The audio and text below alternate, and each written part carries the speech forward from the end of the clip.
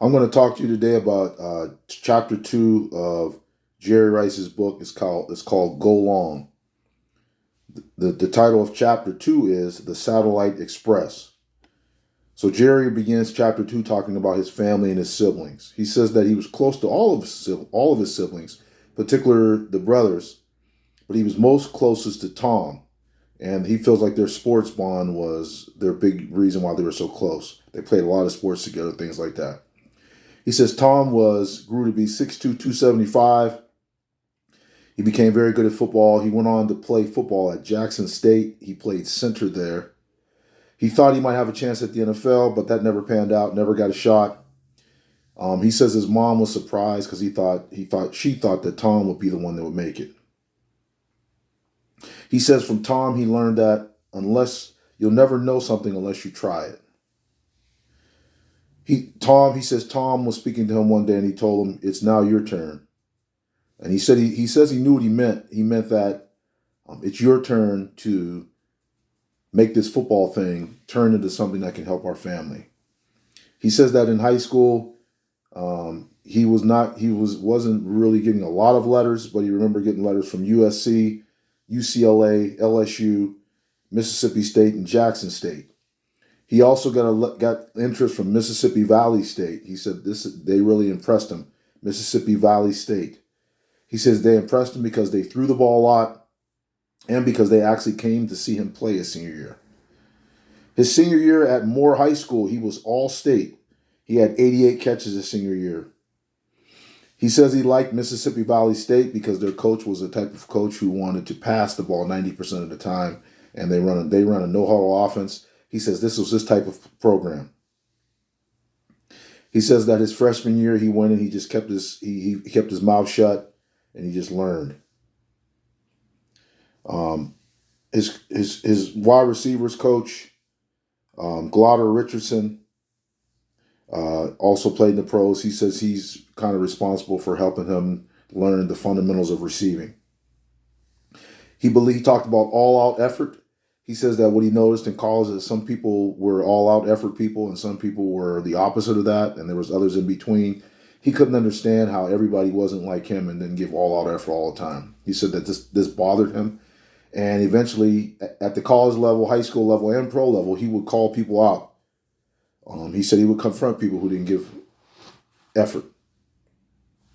He says at Mississippi Valley State, Willie Trotter, he became the quarterback at Mississippi Valley State. He described him as his version of Joe Montana at the college level.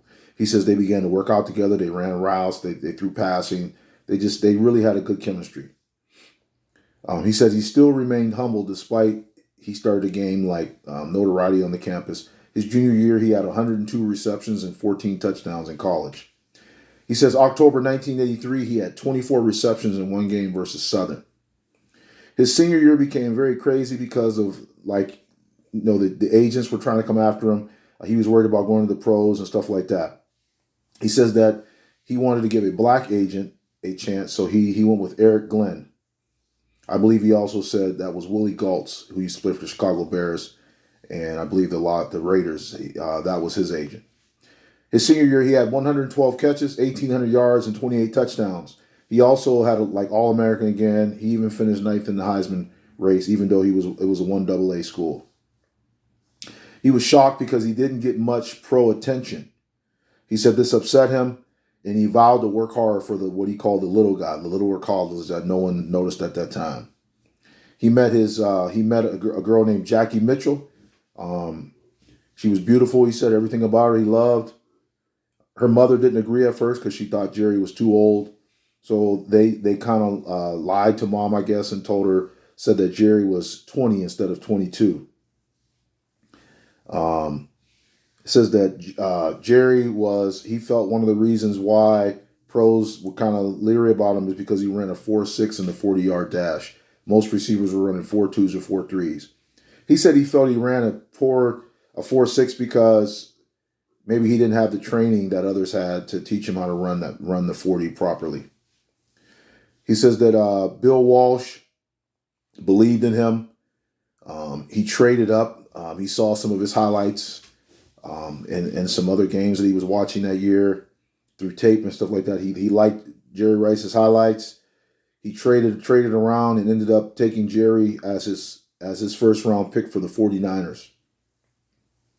Jerry says he couldn't believe it because he had so much respect for the 49ers and all the different like Hall of Famers they had. Joe Montana, Ronnie Lott, Roger Craig, all these different people they had. He says that he didn't have a big draft party. He watched the draft at his brother's house. He says that one of the things at the end of the chapter that worried him is that maybe because he was from a small town, that he would not be able to survive in a big town like San Francisco and amongst all the future Hall of Famers that the 49ers had. So that was chapter 2, called The Satellite Express, and it was a book called Go Long, written by Jerry Rice.